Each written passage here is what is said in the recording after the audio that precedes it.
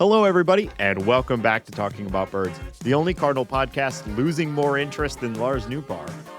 My name is Nate Heininger, and I am joined by my co-host, Vince Warner. What's up, Nate?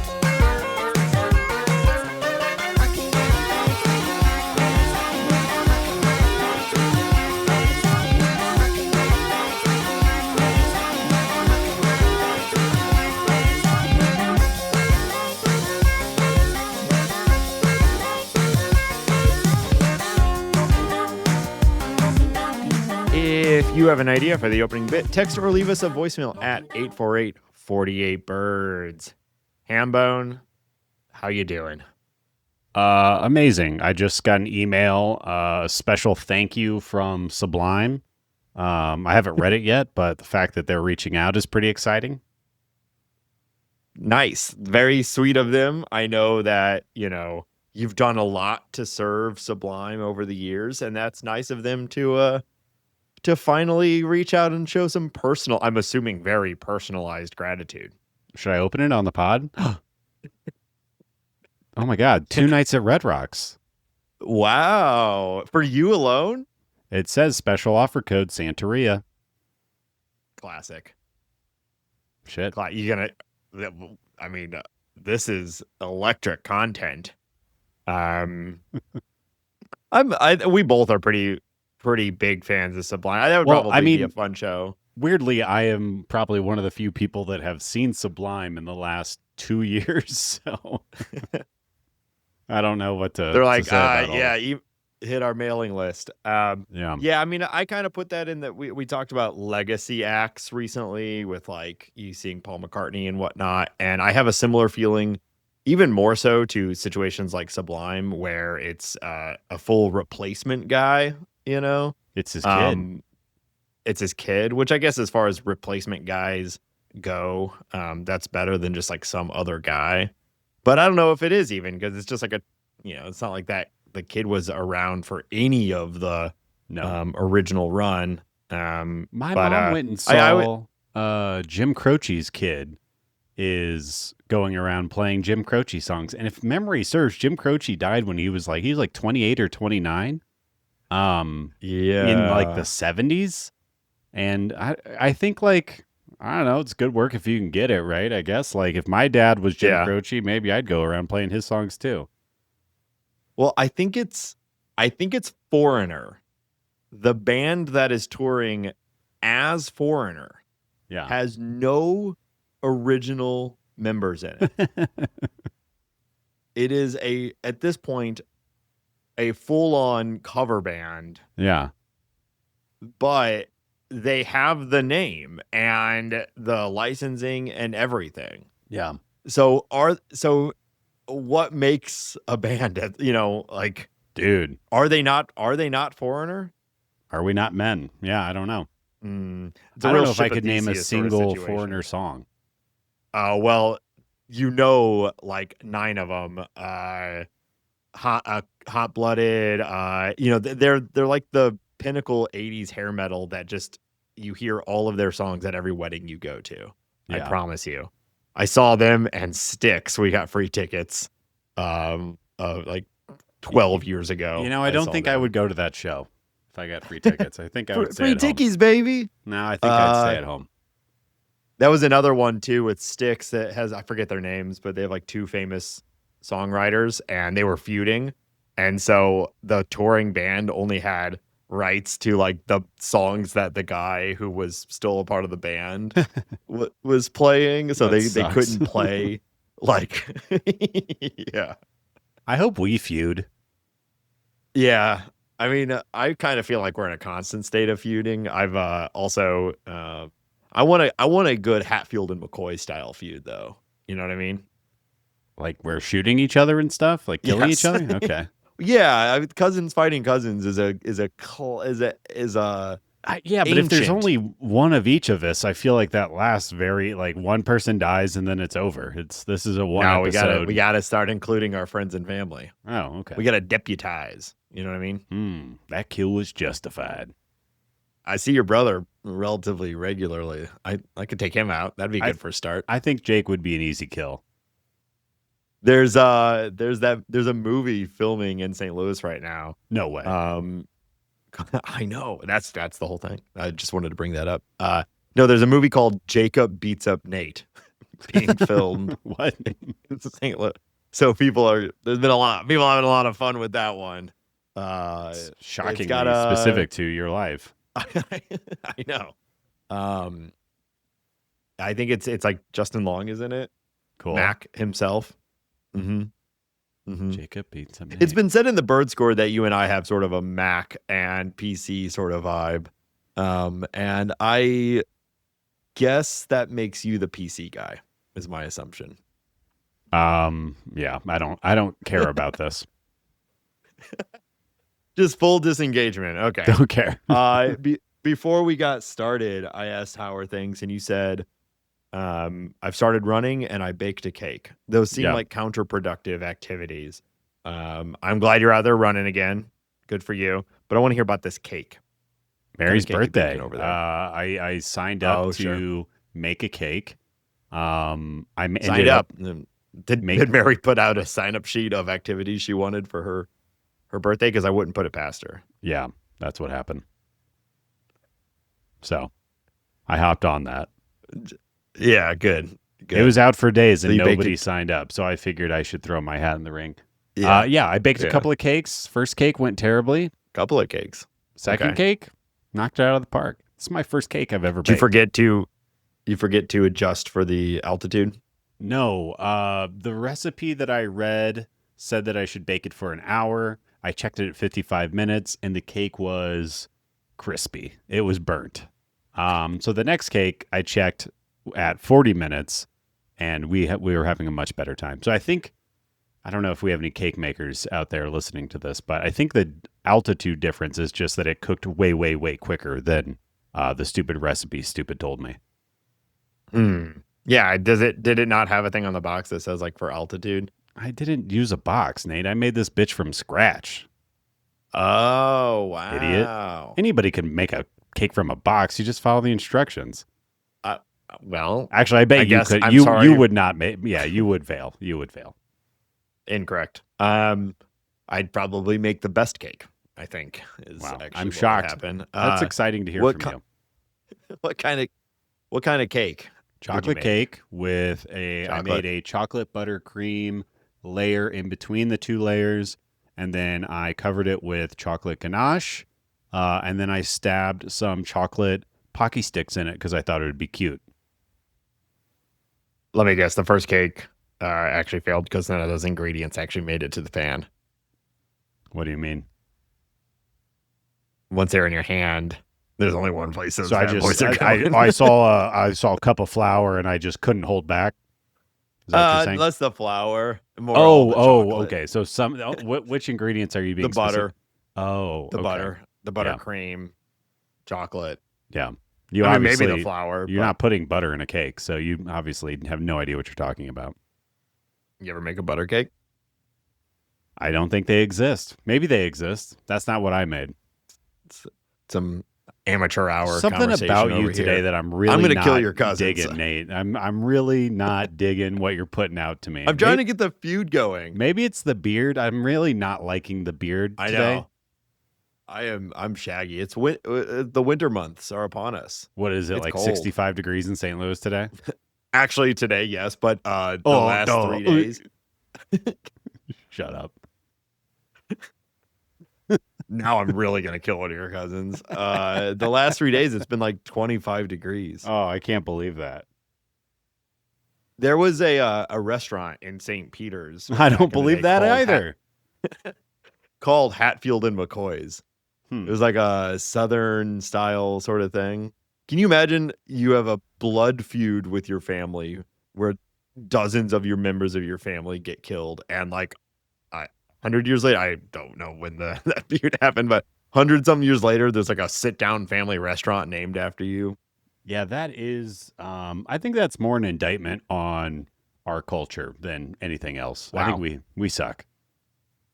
If there was a Samorka, imagine there's in 100 years there's a restaurant called Samorka and Heininger's. God, that'd be what? Just bratwurst and beer? Like that sounds like Yeah, the most Eastern European thing. Just unattended, out of business immediately. Yeah, just vats of sauerkraut. Half-eaten chocolate cakes. This sounds like a pretty good concept. All of a sudden, I'm actually into it. Should we talk about the Cardinals? Happy offseason, Hambo. We got a packed show. I don't know what you're dilly-dallying up top for. We got a packed outline, lots to talk about. You're kind of shit in the bed this episode. We always got a packed show. There's never not. Let's start with the big news of the week. Award season is upon us. We're not projecting too many awards here in the final days of awards as the big ones are announced for our St. Louis Cardinals. But we discussed Mason Wynn's Gold Glove last week. And this week we learned that Alec Burleson has won the utility player Silver Slugger. Yeah. Classic utility player, Alec Burleson. Yeah. How you feeling about this? I think I forgot that this was an award, the utility player Silver Slugger. I definitely feel like now that I know that it is an award, I feel like this is a bastardization of this award, considering he is bad at all positions and is mostly a DH. Now, that being said, he did hit well. He accrued offensive WAR at a high degree compared to his other National League competitors this year. And I'm just looking at the list of National League players who qualified for the batting title this year, which are players who are part of this. And I filtered by the best offensive players. And yeah, I mean, he is right in line with Pete Crow Armstrong and Ellie De La Cruz and Seiya Suzuki as far as offensive production this year, going by offensive WAR. That puts him in the top 25 players in the National League. Are there better utility players on this list? I'm talking through this right now with you.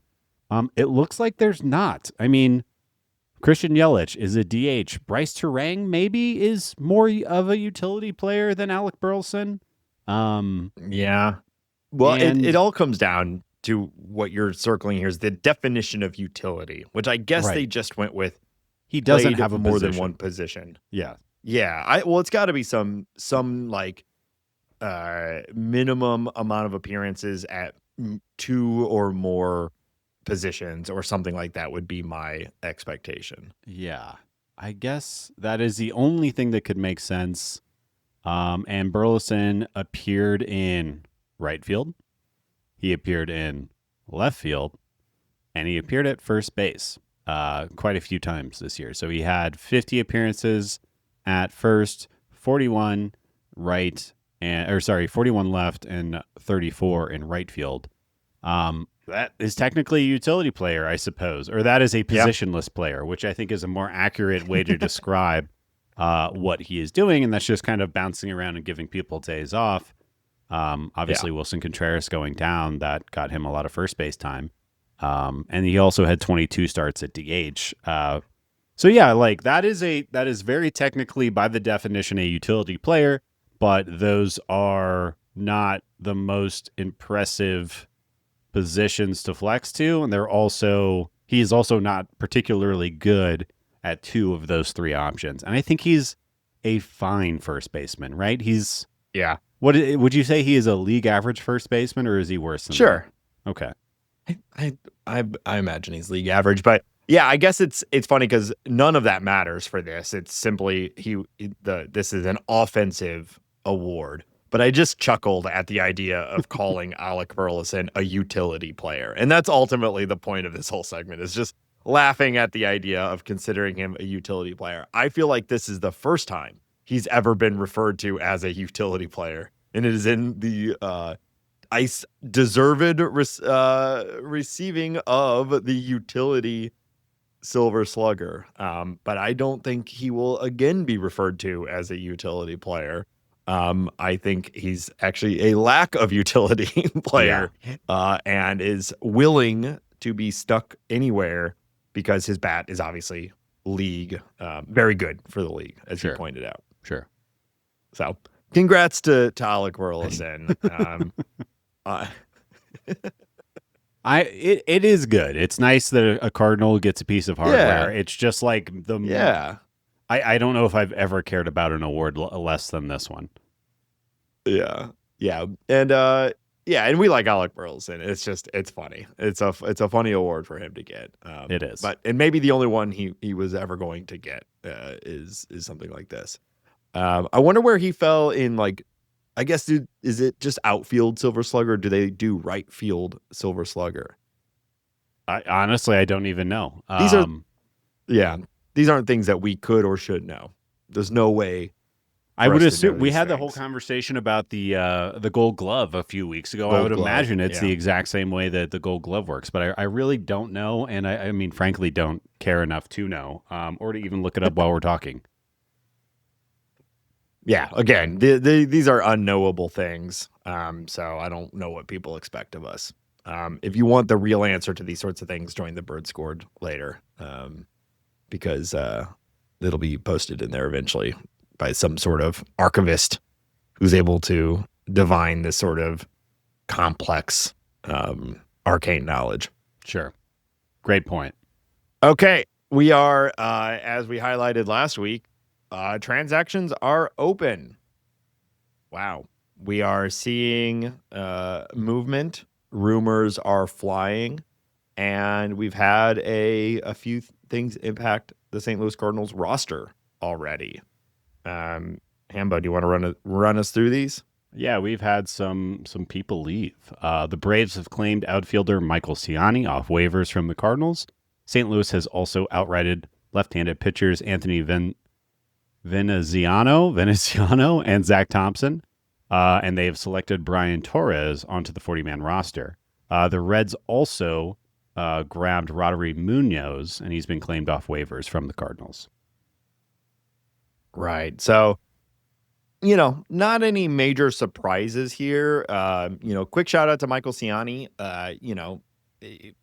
There was we had a lot of fun with Michael Ciani for a brief period of time.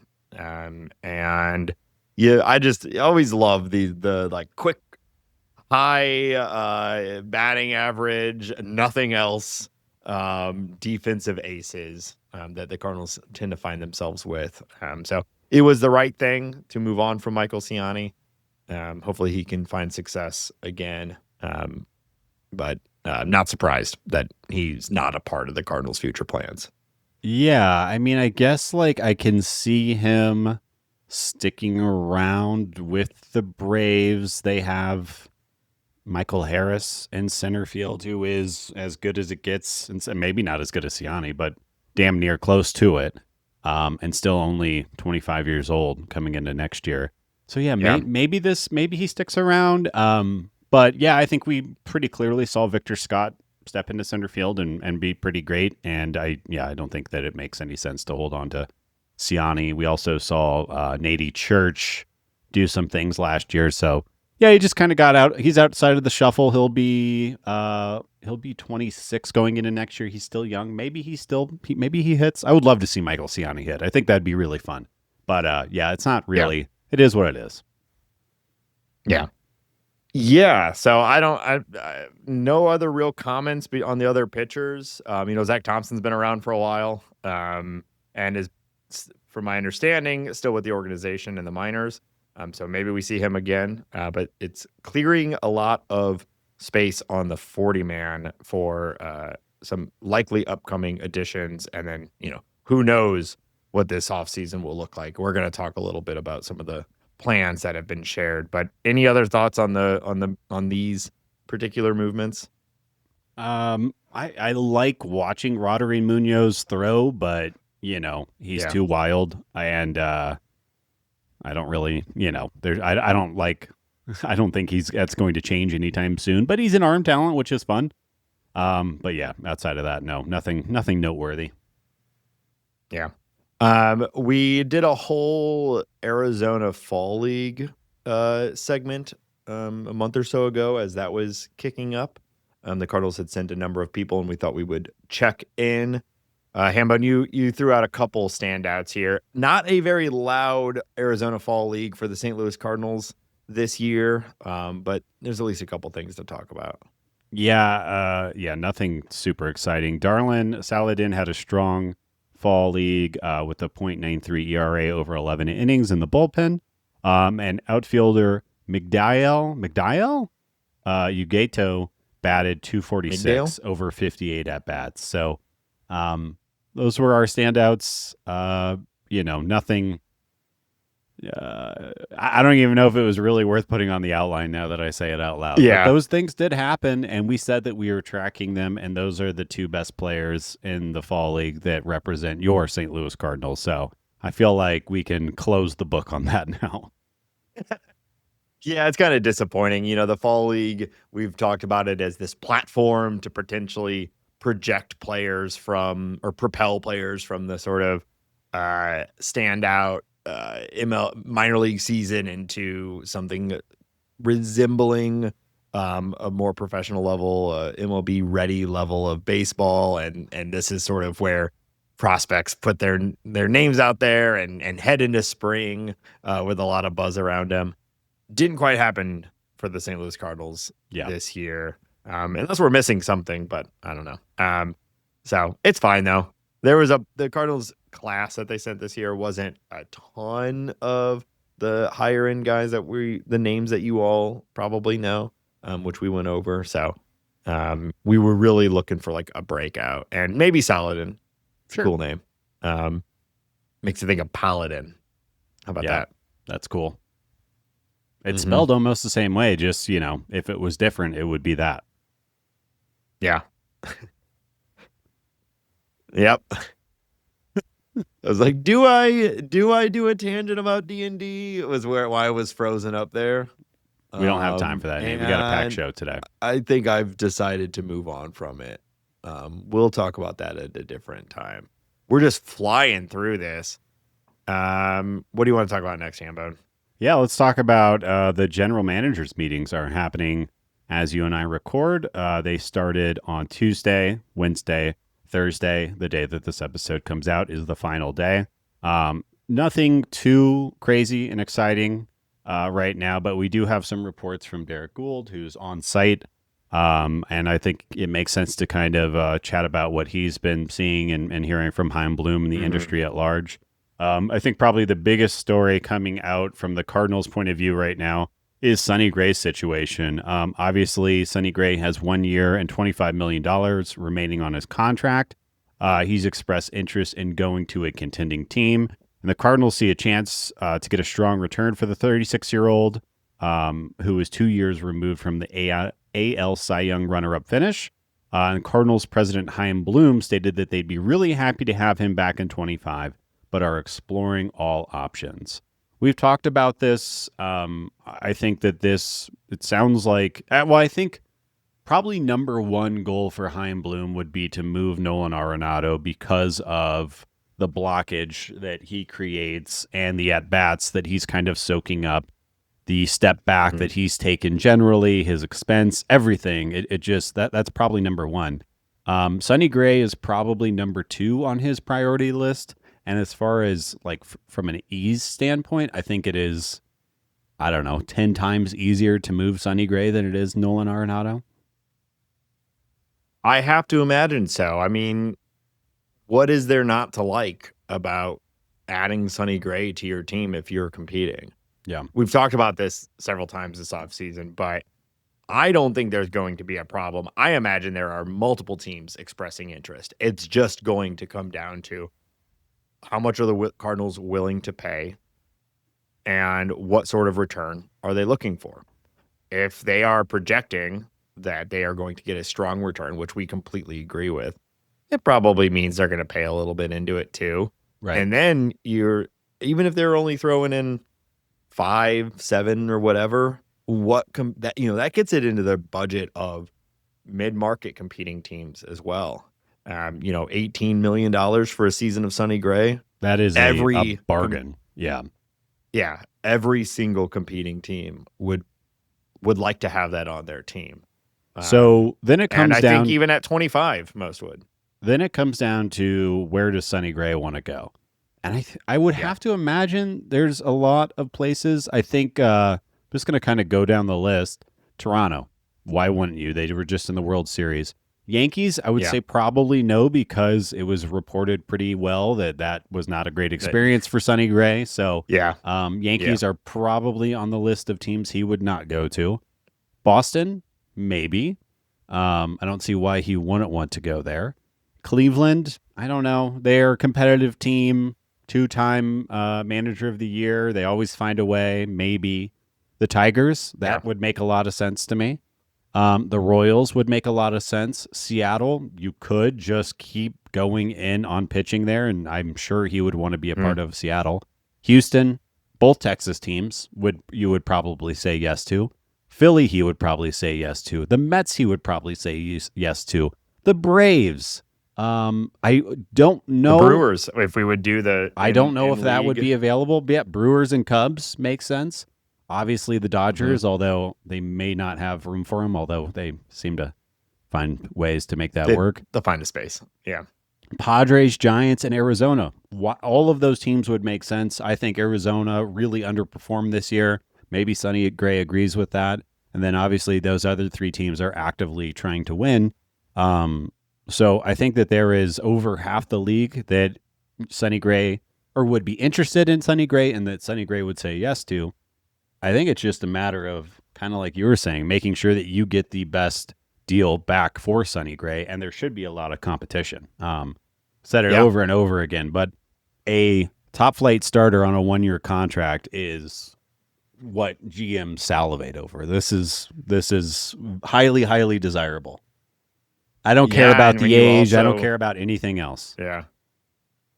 When you also maybe consider in some of the concerns the league might be having about the 2027 season, the 1-year deal nature of Sonny Gray is even more valuable. So I agree with what Chaim Bloom said here. I just cannot imagine the Cardinals won't get a strong return. I imagine they'll be targeting pitching. But I think it'll be best player available, best player on the board. That's what you normally go for. If you can get a top 100 prospect, to just get that guy.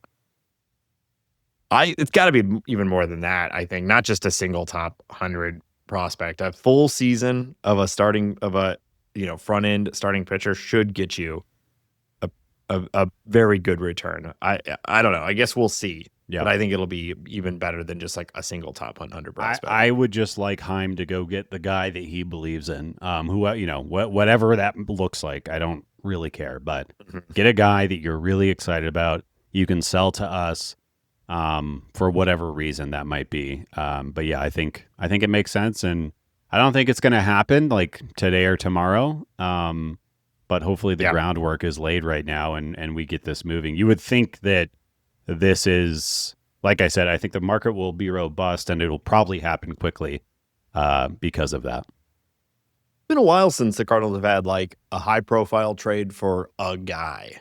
Yeah, they've done a lot of one-to-many. Right. We're getting 3 guys and et cetera. It's what a lot of the last trade deadlines have been. So it would be fun if the Cardinals, it was just Sonny Gray straight up for a guy. Right. Well, and that's like if Mo was here again, we would probably, we're going to roll into the season with Sonny Gray, and we're going to roll those dice, and we're going to try to flip them at the deadline, and, we'll get what we can get. And I think when you're talking about having an entire year as opposed to like 6 to 8 starts, you should be able to get a lot more for Sonny Gray. So, yeah. You mentioned the Tigers. That'll be an interesting one because they said they intend to keep Tarek Skubal for 2026, but they will listen, which is, kind of doesn't mean anything. But if they do decide to actually hold on to Skubal and go for it in 26, it would be interesting for them to trade for Sonny Gray and then, go for it. But if they don't, they would have both Skubal and Gray to trade at the deadline, which would be pretty, exciting and maybe help set them up pretty quickly. I think they make a lot of sense. I think they have a lot of young players that the Cardinals could be interested in. Keeping him in the Midwest, it seems like he likes being in the Midwest, so I think that he would say yes to that.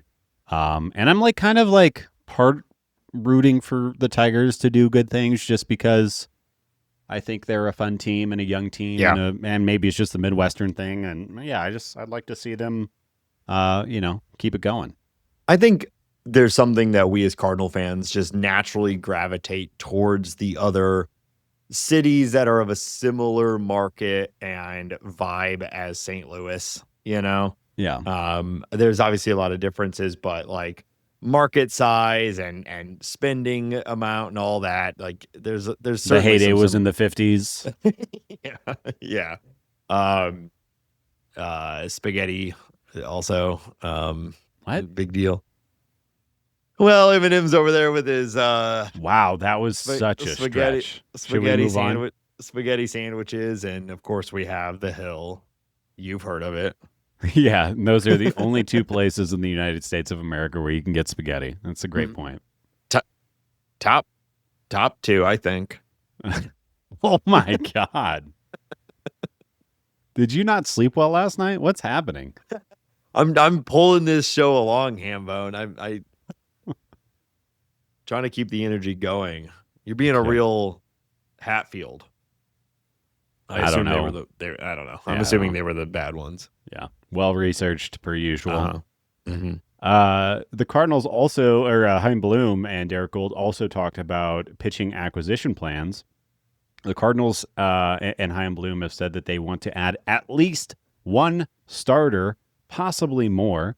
They're open to both short-term veteran additions and longer-term commitments. Rising prospects like Liam Doyle, Quinn Matthews, and Tekoa Roby are coming, but they may need more time, and they're exploring trades, free agency, and targeting pitchers with multiple years of control, speaking very generally. So I think that, when you look at the Cardinals' projected rotation for next year, obviously Gray's there right now, but we don't expect him to be there when the season starts. And then it goes Liberatore, Palante, McGreevy, Leahy, and then re-signing Michaelis on a 3-year deal, of course. Obviously bringing Miles back. Yep. Maybe one of those young men whose names I just listed, but also maybe not. So it starts to make sense that you want to bring somebody in, and if you think that your competitive window is going to start not next year, but the year after or the year after that, it makes sense to do. I think about a deal like John Lester and the Cubs. A decade ago at this point? Yeah. Where they bring him in 1 or 2 clicks before the team is actually competitive. And obviously that team was better more quickly than anyone thought they would. And John Lester was there at the right time and everything worked out. But I think it makes a lot of sense. If there is a pitcher out there that you really like, and I'm just going to say Dylan Cease's name because he's the first free agent pitcher that comes to mind. If you go and sign Dylan Cease to a 5-year deal, yes, maybe that first year, he's getting acclimated to the team. The Cardinals aren't necessarily a competitor, but maybe in year 2, 3, and 4, and 5, or who knows how long the window's open, the deal starts to make a lot more sense. It also could be one of those things signaling to the fans, please come back out to the ballpark, and signaling to other free agents or other people who could potentially block trades or can come to the Cardinals by choice, hey, we're a serious team. We pay players. Come on down. Let's go win a championship. Yeah. Following the footsteps of famous St. Louis Cardinal John Lester and come to us a little bit early. I mean, that's a good example. There are several others of, you're building for a successful franchise and hopefully for years to come. That switch doesn't just flip in 1 year. I mean, it does sometimes. We just saw the Blue Jays go from last place to World Series. It can happen. Well, having the player group. If we had Vladdy Guerrero Jr., I would feel pretty confident about our place too. Totally. But they had him last year and were in last place. So point being is that you're usually stacking up players year over year until it all culminates into hopefully a very competitive window. And so the strategy of okay, now we think we're good. Let's go sign every available free agent doesn't work. We've seen it. The Mets keep trying that, and it just doesn't work. You want to add in and build, and it would make a ton of sense. I think Chaim Bloom knows that. I think probably most people know that. That's what he's saying. Like, we're going to look for guys on multiple years. Just depends if it's the right guy. You mentioned Cease, and I like Dylan Cease. The one that I don't think is going to happen, but the one that I would be the most interested in is possibly realistic would be Michael King. Yeah. I think he is a true ace, but he has had injury problems and hasn't fully established himself exactly as that. I think the reputation doesn't match the output, because when he pitches, he's pretty incredible. And I think he's still 30. So you get him I think you'd get him at a better deal than a guy like Dylan Cease. And I think he could be one of the best pitchers in baseball. I think whoever signs Michael King will end up being happy. Yeah, they did. And I think there's a potential for a slight discount considering his last year and the injuries. But he's good. He's really, really good. And that might be the type of thing you're talking about. Yeah, Michael King will be 31 next year, just to be clear. Yeah. And I mean, you go, oh man, guy over 30, but we've said it over and over again. If they're pitching, then they're here. Look at what we just got out of Sonny Gray, who we signed at 34 and are about to get probably a very good return because of his excellence at 34 and 35. Right. So I would like Michael King. Outside of that, any of these guys I would like. MLB Trade Rumors did their top 40 free agent predictors, or maybe it's top 50. And you have to go all the way down to number 39 to find a guy that is one of the writers predicted the Cardinals to sign. Did you happen to see this? I did not. Cody Ponce. Oh, okay. Remember him? I do. He's been in Nippon, right? Correct. And he just came off of a year of dominance in Japan. High strikeouts. Because the article, I'm just repeating the article, makes some comparison to Eric Fetty. Yeah. And he's trying to come back to MLB. And so, given the Cardinals' history of signing guys like this, or at least being interested in guys like this, there is some logic around the Cardinals going and getting Cody Ponce, which would be certainly a low dollar deal comparatively, and a potential for some upside. Not very exciting, but a potential sort of secret surprise. I mean, Miles Michaelis, his first few years, same sort of thing. Like, there's just some real value in these sorts of guys when it hits. So that's an interesting one to keep an eye out for. Yeah, I think to just kind of talk about more guys, I think like Dylan Cease and Michael King are probably a level above pretty much everybody else who's on this list. Maybe you throw Ranger Suarez in that same group too, or maybe just a tick down from those two. Yeah, he had a real I like he's Ranger interesting, Suarez. And I could see him. Framber Valdez. I forgot about Framber. Yeah. Suarez would be an interesting one because moving from the Phillies stadium to St. Louis might be compelling for him as well. Same with Framber. We kind of assume most of these guys would benefit from moving to St. Louis. But they're going to be expensive. Yeah, I think those are the guys I would, if you give Suarez, King, or Cease a 5-year deal at a pretty good dollar amount, I think Cardinals fans would be really excited about that. But there's also a list of guys who are a tick below to varying degrees that you could give shorter term deals to, either pillow deals to prove their health or to prove their viability. But the pool is very wide. It's maybe not, it doesn't have the most depth, but there are names like Brandon Woodruff out there that could be extremely interesting. Now, he did get a qualifying offer, which I would not be surprised if he ended up taking. I was reading about this. The QO this year is like $22 million.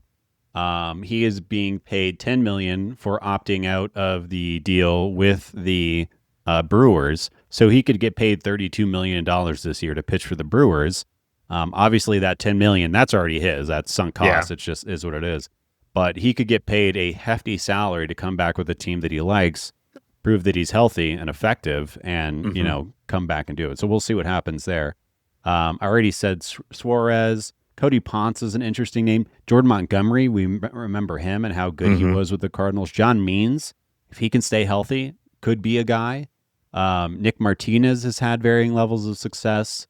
There's a lot of interesting John Gray. There's a lot of interesting guys out there. Zach Gallen coming back now that Mozeliak is gone could be interesting. I think Zach Gallen is the poster child for a 1-year deal with a player option. And maybe he comes to St. Louis, proves it, and goes out and makes a buttload of money. Or maybe Zach Gallen is just not as good as he used to be. I don't know what the answer is there.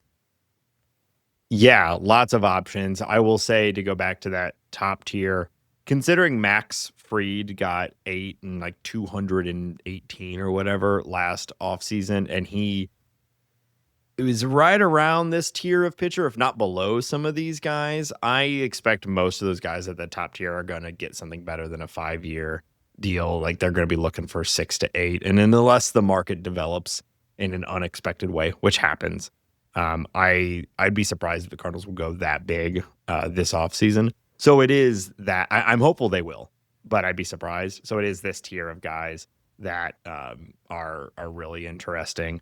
And then there's even like the tier below, like Herman Marquez is available. There's a lot of, I know you would love that. I don't know if you've watched enough of him over the last. I was at the game where he struck out. It was either 7 or 8 in a row. I was there in person, and that was extremely exciting. So I say that Herman Marquez has given me good baseball vibes before. So I'm not totally against it. He's got a real arm, but I will say buying in on Rocky's pitching is not a path to success, in my opinion. No, usually it is not. So there's a lot of options, and based off of what Chaim Bloom said, it seems almost certainly that they're going to sign someone. The big question to me is if they also manage to trade for someone that has some control. I think while they might sign a guy on a 1-year deal, they're not going to trade for a guy on a 1-year deal. They will be looking to trade for control. So there's some interesting guys out there too that could be acquired via trade. So you want to run through some of those? Yeah, this is as far as what Gould and Bloom they've spoken about. Several starting pitchers. They include Mitch Keller, who's with the Pirates, Sandy Alcantara. I'm sure Cardinals fans know who that guy is with the Marlins. Edward Cabrera. If they hold on, sorry. Sign Zach Gallen and trade for Alcantara, and just be like, maybe we could go and get a Rosarina too, and just have a real good post Mozeliak party. I was gonna say, if we bring in Alcantara on a trade and sign Zach Gallen, then Chaim Bloom has to go to opening day with Mo's head on a pike and stand on the pitcher's mound. My time is here. Yes. They also threw out Edward Cabrera, who is a hobby horse of mine that I've been chatting about for quite a while, and he had a good year last year. That might be harder. Mackenzie Gore even thrown out there, which seems unlikely, and the window of the Nationals is ever confusing. Like the fact that we are at the phase of the Nationals rebuild where one of the key pieces that they traded for when they moved Juan Soto got back, they're talking about moving him. It's like, well, there's a reason they're in, like, their whole front office got fired. Right. What are we doing, guys? Yeah. But I would say I like all of those guys. Sure. All of those guys would be interesting. All of those guys would be potential extension candidates if they want to remain with the Cardinals. And all of those guys could also come with the Cardinals, pitch for X number of months, and then be moved at some deadline to gain more prospects. So I think they'd be varying degrees of hard to acquire. Maybe the easiest to pry would be Mitch Keller. And then I don't know what the order works after that. Maybe Gore the hardest, and then Alcantara and Cabrera kind of tied. I don't know. Yeah, I will say, I'm always I've mentioned it before that with where the Cardinals are right now, they should be chasing upside at every decision. So I'm less interested in like a Keller, and I would be looking. I'd be a fan of Cabrera, I think, or Gore, as the two that I'd be most excited about. But Gore is that typical mold of, you can see it. We all can see it. Just, is he ever going to put it together? And are the Cardinals the team that are going to be able to get him across that? Whereas Cabrera kind of looks like he's doing it. He just needs to stay healthy. I mean, I think Gore broke out last year. Like he did, but he in the first half, and then then the control issues came back, and he really struggled in the second half. So it's like the talent is there. The talent at the MLB level broke out. He was the first half of the year. He was looking like one of the best pitchers in baseball, and then it really started to struggle. Right. So, having what's Gore your risk appetite? and Doyle and our boy Quinn Matthews, 3 lefty monster strikeout guys would be what a fundamental switch from what the rotation has looked like over the last year.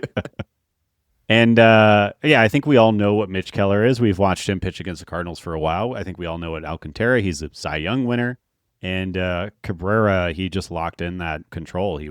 He's always had the amazing stuff. He's just not walking as many people. But that would be exciting if any of those guys come.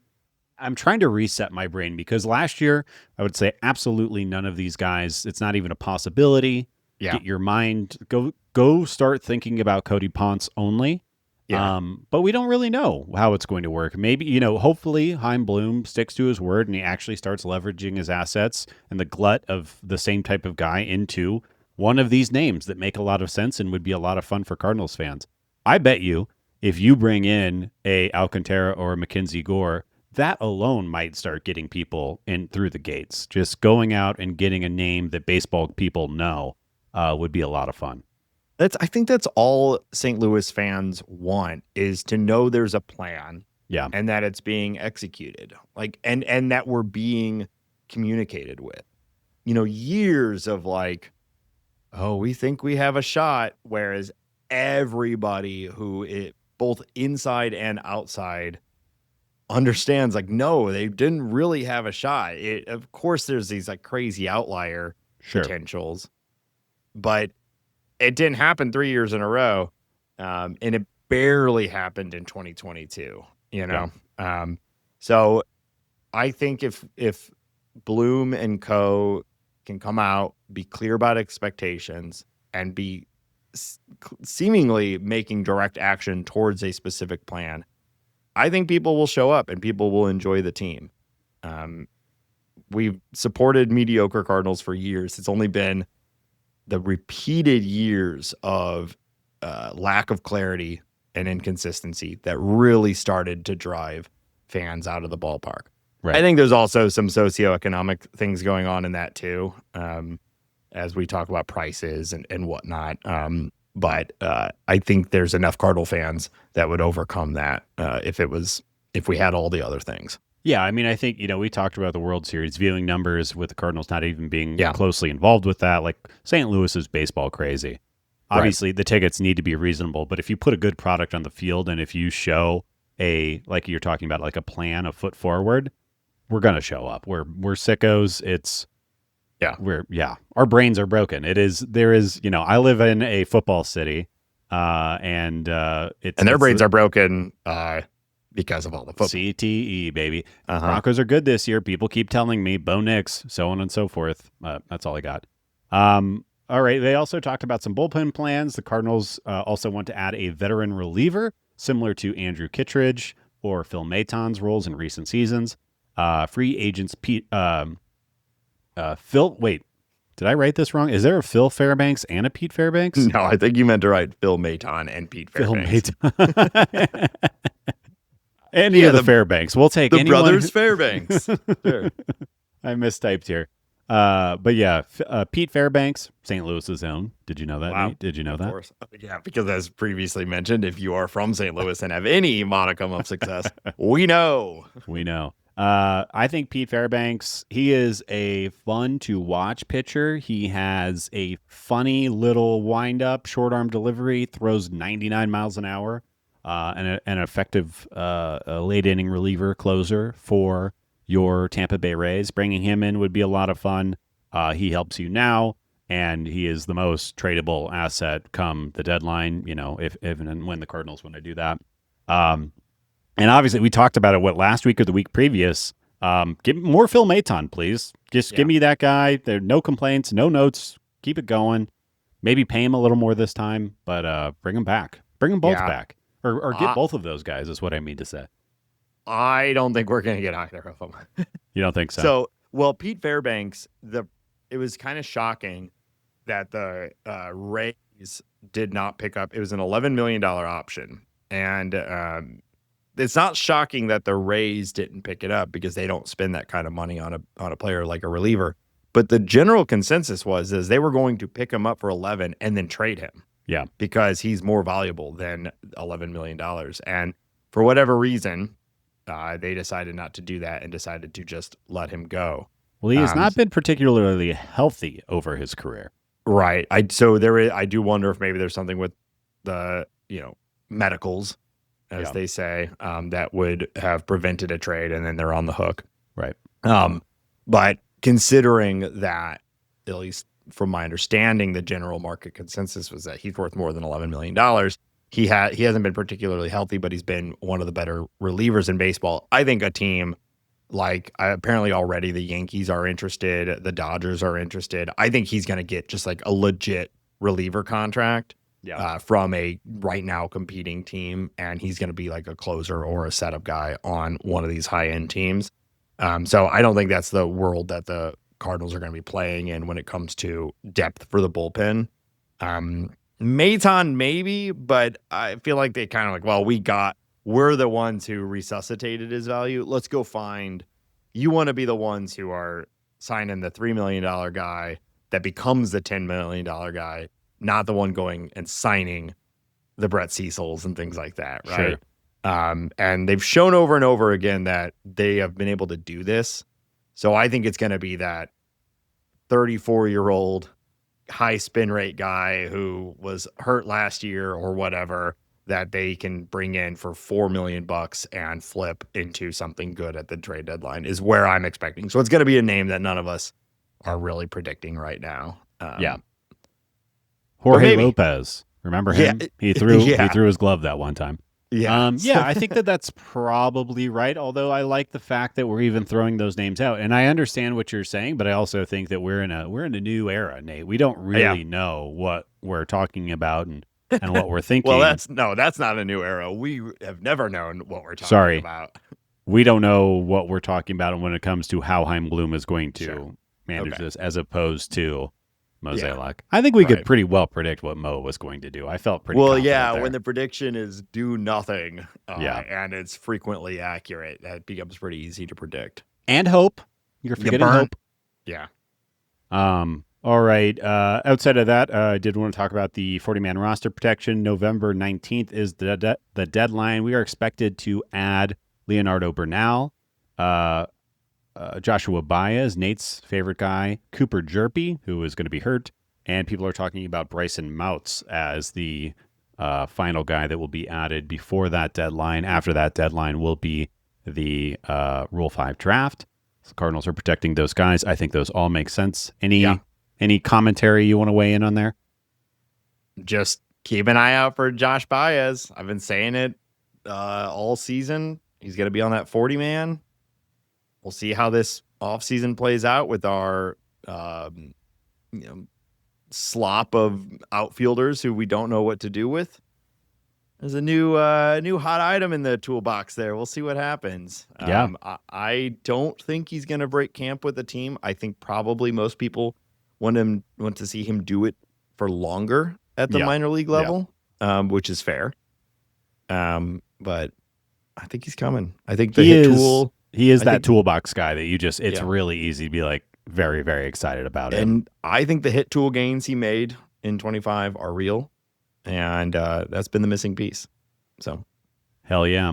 The only other newsworthy thing, and I didn't even put this on the outline, I don't know if you want to talk about it, but there was the report about the Rangers' supposed interest in Lars Nootbaar. It's kind of a nothing burger. Anything you want to say about it? I mean, it was the source of my opening bit joke, but yeah, it's if you didn't hear it, apparently the Rangers were interested in Lars Nootbaar, and then he had the Hagelin's deformity surgery, and they're no longer interested in him. This is the report, at least. Yeah. And I mean, he has what? Talk about a D&D curse or something. It sounds like, yeah. Right. We need a paladin to cure Hagelin's deformity. There you go. There you go. So I'm not surprised. I guess you could look at it two ways. A team could see that and say, oh, that explains the injury or the bad 2025. There's a buying opportunity here. He's had the surgery. He'll be good again. Or you look at it and you go, we don't want to touch that. We were more willing to buy just a down year. But now we know he has a deformity and we're not interested. And I think that's a reasonable take. I mean, is when you're thinking about a developing trade market for Lars Nootbaar, you really don't like the first major article about that to be that a team has lost interest. No. So we'll see where this goes. But it doesn't bode well for like a healthy return for the upside of Lars Nootbaar. Yeah. We'll see though. Maybe he'll get healthy. Maybe he won't. Heim has kind of been non-committal about whether or not he's going to start spring training on time. So we'll see. I don't know. It sounds rough. Heel surgery? No thanks. Those are important parts. I use them every day. Every day. Twice on Sundays. All right. I think that'll cover our news from the Cardinals for this week. So we're going to move into the back half of the show, do some league news and play a little game. But before we do that, we, of course, want to remind our listeners that this show is supported on Patreon by listeners just like you. Subscribers to the Patreon get access to episodes a little early and get access to our private Discord server. It's the Bird Scored. You hear us talk about it pretty regularly at this point. It's a private chat group that is a really great place to talk to other Cardinal fans and other listeners of the show. As the offseason progresses, it's a great place to get immediate notification of news related to the St. Louis Cardinals. We're always tracking and everything gets posted there immediately and can spark a good discussion. And it's just a cool place to be outside of all of the shitty social media. And this year, this was a suggestion in the Birds Court, and I have put it together. I'll be posting it shortly. We're going to do our own free agent prediction contest this offseason. So I'm simplifying it a little bit. We're going to all be predicting the landing spot of MLB Trade Rumors top 20 free agents. And we'll see what the winner gets. I don't know. Maybe they can come in and do a game against Hambone here, like our previous game. Or maybe they don't want that. But maybe a that'll be t-shirt? on it. Maybe a competition? Maybe, but it's got to be the Mazalak.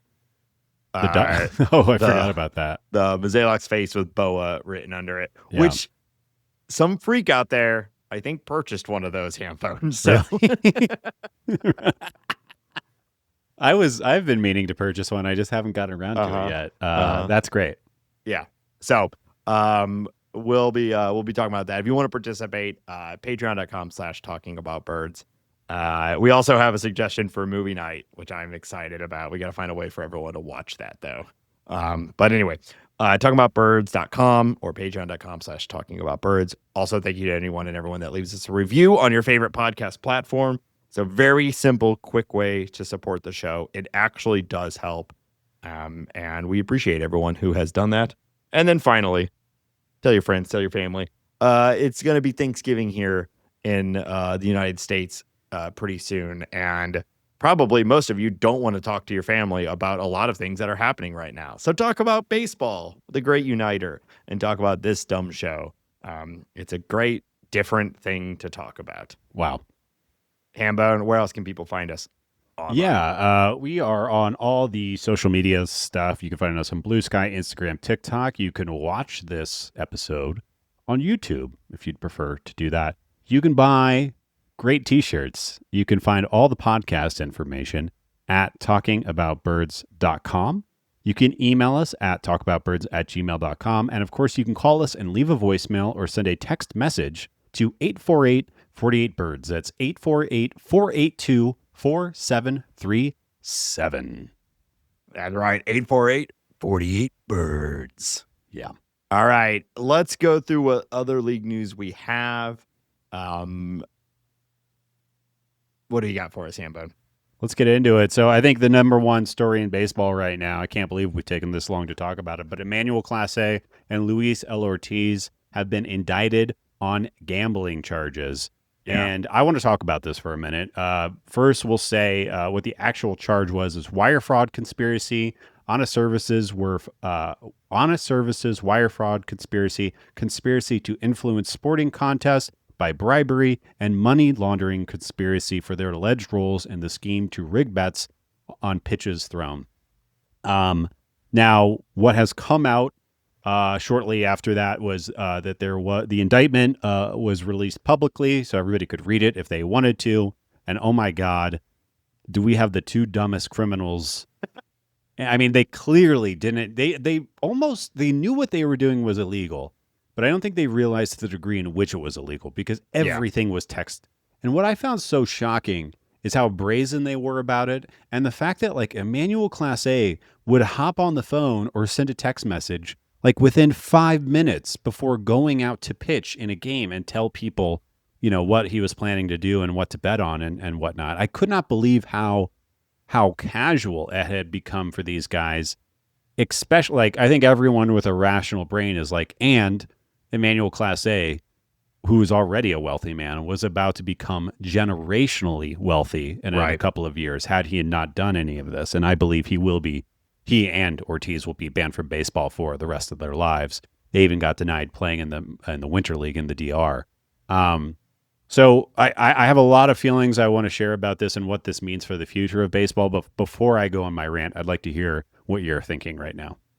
Well, I imagine in 50 years or so, some insane old man is going to decide to pardon them for these crimes and they'll be fine and everything will be fine for them. But yeah, it's pretty wild just how brazen it was, as you said.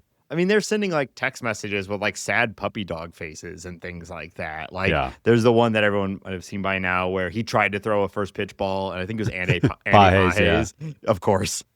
Swung at it and they're exchanging like you just cost me 10 grand or whatever, and Clase sending puppy dog faces and things like that. I guess maybe they thought worst case is they're banned from baseball, not realizing that there's a lot of other elements to this that are actually illegal. But I don't know. To put an even finer point on your on the wealth side, in 2025. Emmanuel Clase was making roughly $9,500 a pitch. Yeah. And most of these bets were around 5 to 10 grand. And a lot of the money was actually just going to other guys. They were just getting a cut of it. So they weren't even making that much money, especially when you compare it to how much he was making every day he was out there pitching. Right. So it is just, I don't know. I mean, I get I want to take care of my boys. I get that. I do understand that. And I'm sure he does not come from the most wealthy family or the most wealthy situation. I'm sure his friends are in a similar situation and he's like, I can help them out. I get that. Sure. Totally. And so then the thought there would be, why not just give them money? But that's easy to say. I understand it. Everyone's trying to secure the bag. But for a guy who is making so much money, you're putting your entire livelihood on the line to make them thousands when you're making as much on every pitch. Right. But again, I totally we're not the morality police here on this show. It's just surprising to find out, if it had maybe been way more money, you'd kind of get it compared to how much he's making. But it comes off as almost just more like pathological. Like it's an addiction. Like these guys are gambling addicts or something. But it's over now. Yeah. The thing, so where I come to and where I have the biggest concern, and I'm curious if you can check me on this, and maybe I'm overly worried about this, but I have concerns around the fact that he's been doing this for 3 years. It took 3 years for the various bodies in MLB to understand what the hell was going on here. So that means we have 3 years of baseball, bimanual Class A. Luis L. Ortiz was brought into it later, but 3 years of Class A playing baseball the wrong way, which is a bummer.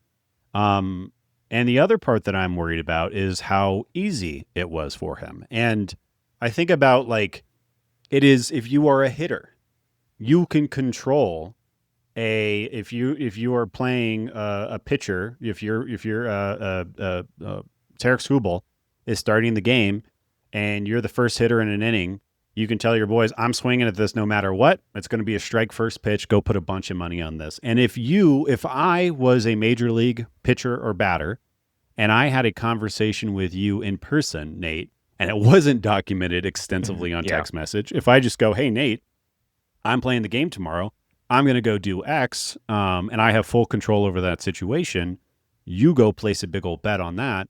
And there is no way to track that. And, how you and I figure out moving the money around, we'll figure that out. You can launder it or you can maneuver it in various ways and nobody would ever catch on. And I worry, like, if somebody does it smart, if somebody is not doing it as aggressively as Class A was doing it, if somebody thinks, oh, you know what, well, why don't we do it so we win 60% of the time and we lose 40% of the time? What if we make this look regular? What if there are so many ways that a smart person who has sat down and thought about it can game this. And with the current tools that we have in place, and I know that Rob Manfred has been working with betting commissioner or whatever to limit bets on certain pitches or certain situations, but there are more situations. And what is to stop somebody from coming to a baseball player? I have this plan. Here's exactly how we're going to do it. We're never going to talk about it digitally. We'll only talk about it in real life. And here's what I need you to do. I think the ease of betting and these micro bets, these small transactions, these situations where betting or where people can bet on things that are controlled by an individual, not the outcomes of a game or of a situation, are kind of an existential threat to baseball.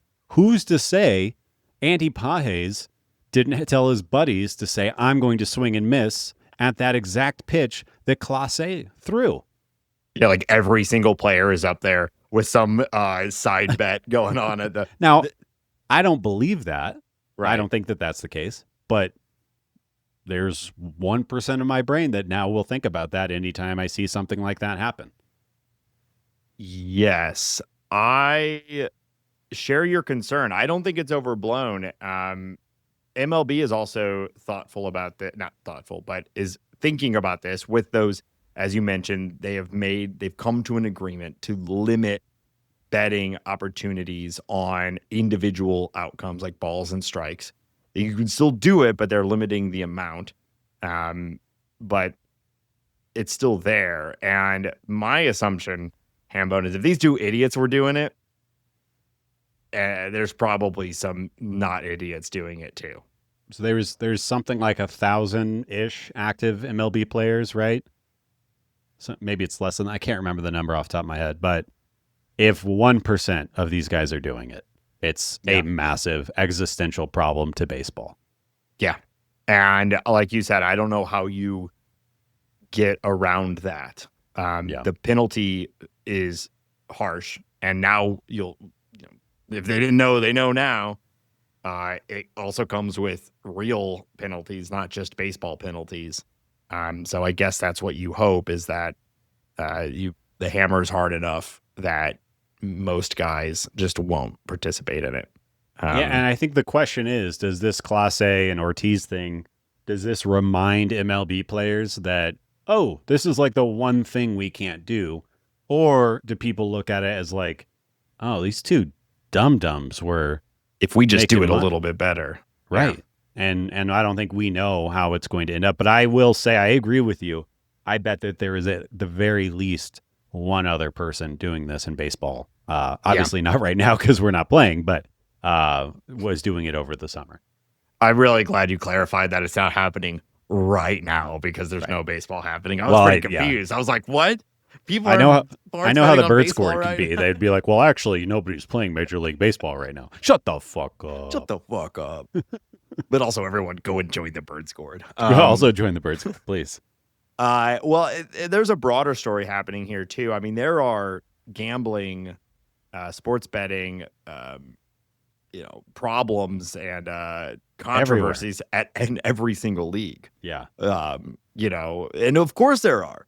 These sports betting controversies are brought to you by FanDuel.com. The networks are owned by sports books. Yeah. So the entire league, the entirety of sports in America and probably worldwide, I just can't speak to that, are encased in sports betting. Yeah.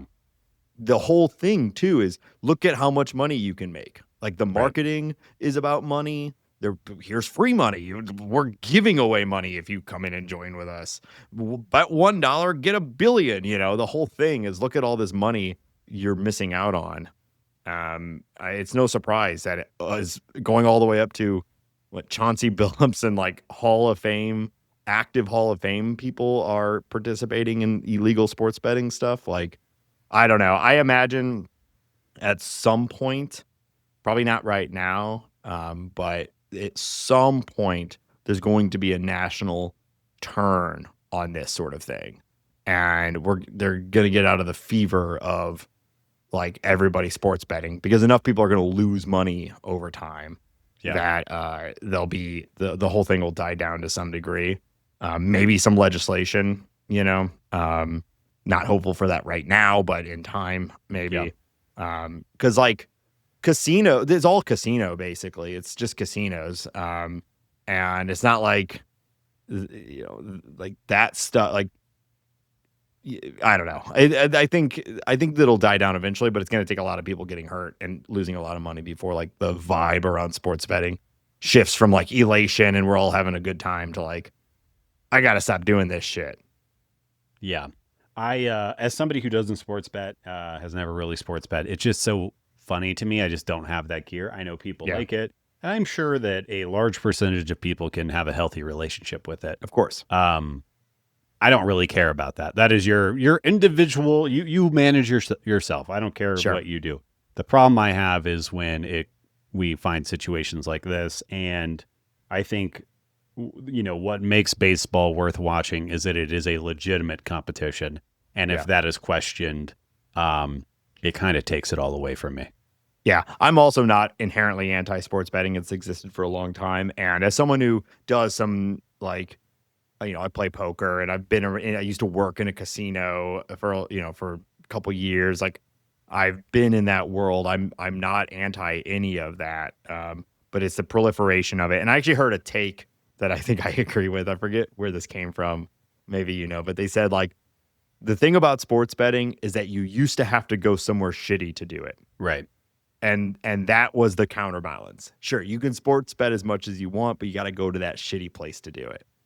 And now it's in everyone's pocket, and that's where it's starting to collapse. You can buy lottery tickets on your phone. Like you can just access is, I was hearing somebody talk about like the sports betting now. It's like porn when we were younger. Like you used to have to like, really figure it out and, go find a dirty magazine or download something over like 2 days and, hide it and all this stuff. And now you just like bip bop onto your phone, like the most disgusting thing you can think of. Sports betting is the same thing. There should be a barrier of entry. There should be something.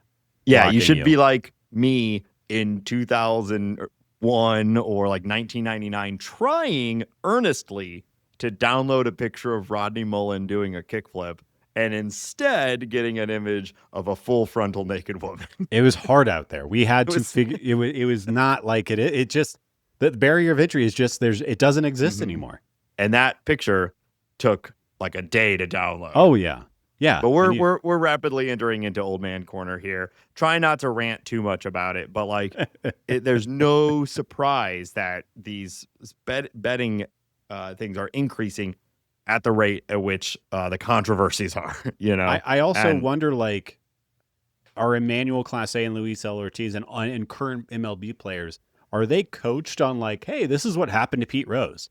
Are they like, I don't know what those conversations look like. I'm sure that there is some, I know that there are like signs in every clubhouse that say no to sports betting, but like, do they know or how up on is that beaten into them at all? I don't know. Yeah, well, and over the last couple of years, people like Pete Rose have been trying to lift them up and celebrate them. Yeah. Once again, you know, accused pedophile Pete Rose. You know, like, so you even look at that and you're like, oh, well, everyone loves those guys. Yeah. So. All right. Yeah. Well, let's move on. It's a huge bummer. I hope we never see Clase and Ortiz in pitching or in baseball ever again. Yeah. Nick Kurtz has won the American League Rookie of the Year. He earns a full year of service time. And Drake Baldwin wins the National League Rookie of the Year, earns a full year, and also gets the Braves a PPI pick, which is fun. I love these new rules for starting rookies and rookies performing well. Any thoughts on Kurtz or Baldwin?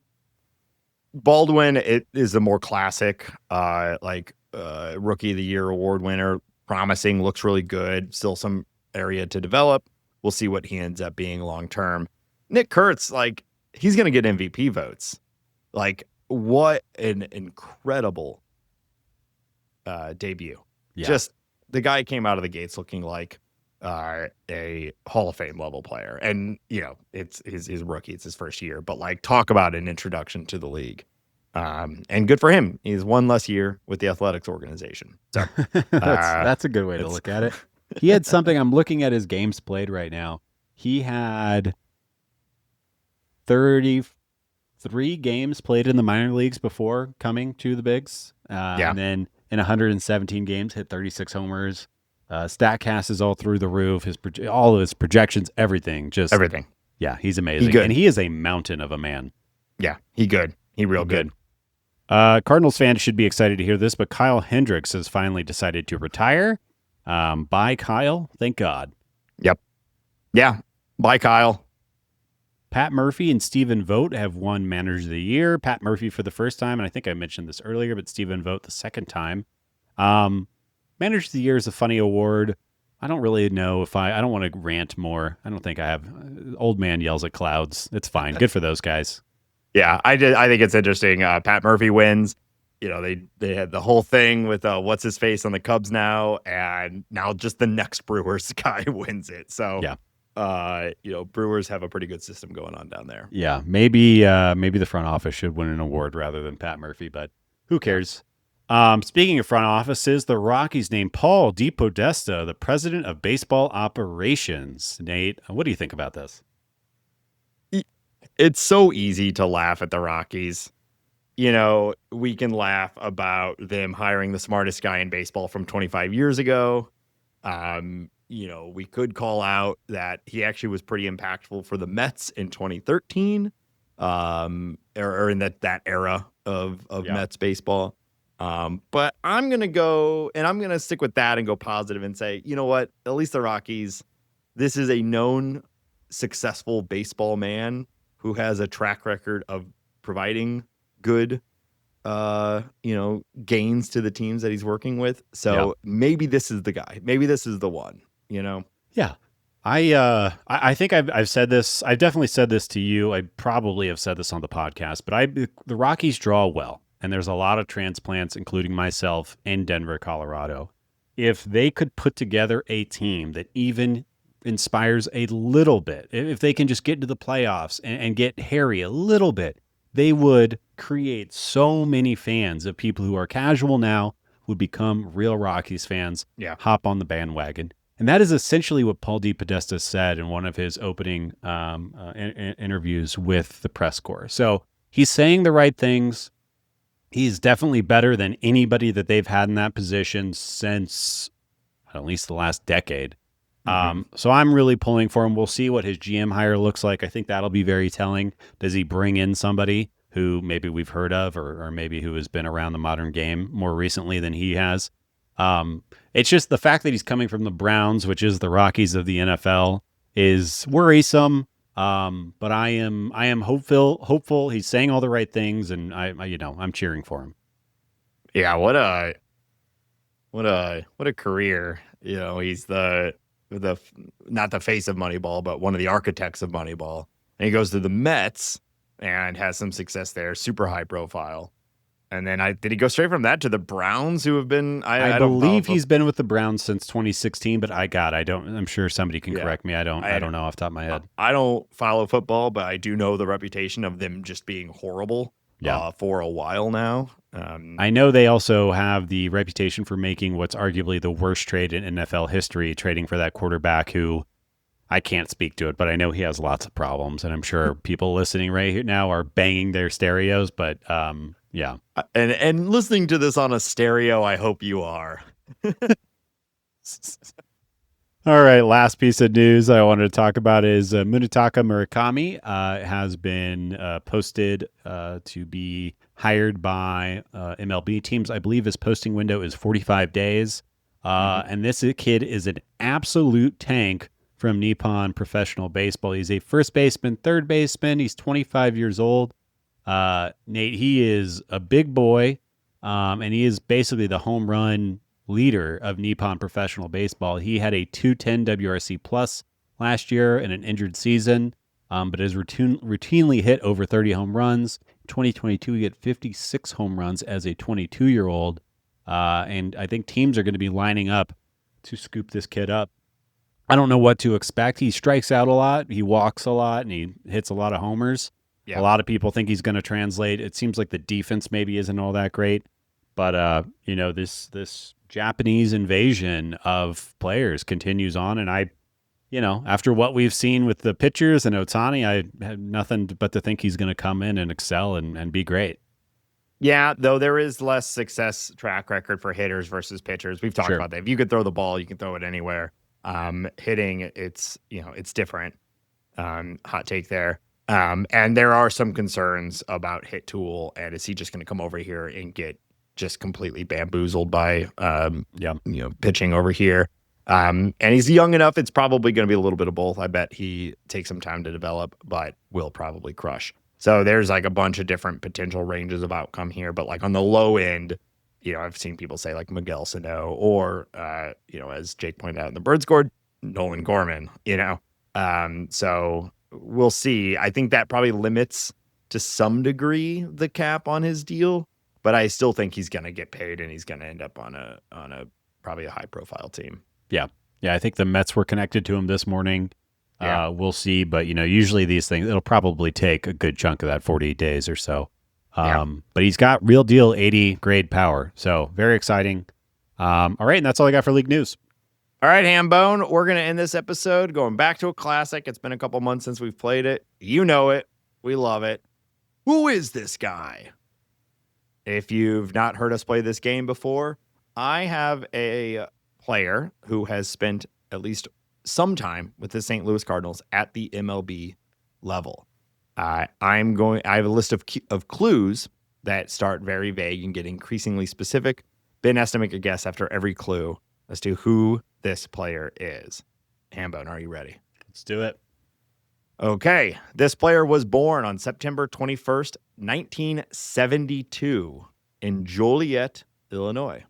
72 in Joliet, Illinois. Okay. Joliet, Illinois. Who was Illinois' baseball player for your St. Louis Cardinals?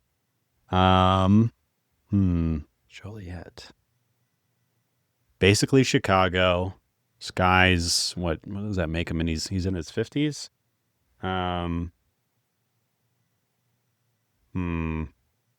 don't know. I'm going to guess Jason Isringhausen. No, that is not correct. All right. Moving on. This player played in no particular order for the Athletics, the Angels, the Mariners, and the Cardinals. Athletics, Angels, Mariners, and Cardinals. Athletics. West Coast guy. Yeah. Athletics, Angels, Mariners, Cardinals. Athletics and Angels. Angels makes me think of David Eckstein. Makes me think of Adam Kennedy. I guess those guys aren't old enough, though, are they? 72. So further back than that. Angels, Athletics. Wow. Mariners. Gee golly gosh, Nate. Oh, wait. Is my timing way off? My math bad? I'm going to say Jeff Weaver. No. Dang it. You're in the right time period, though, I'll say. Okay. To some degree. So this utility player, funny, played many positions and was known to some degree for his defense.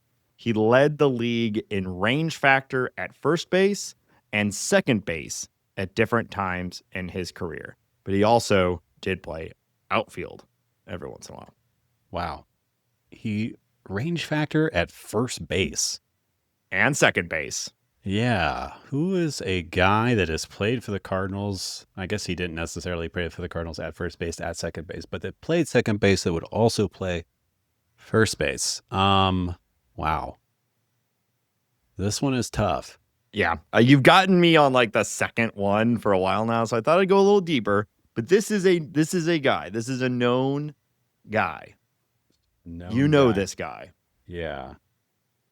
Wow, that is really tripping me up. So he could play in the outfield, but also could jam on second base and would also play first base. In that time period, there's not a lot of guys that would have played those two positions because second basemen were all like 5'6", 140. That is tripping me up. Wow, I really have no idea. Adam Kennedy. No. All right, now we're getting into the more specific clues.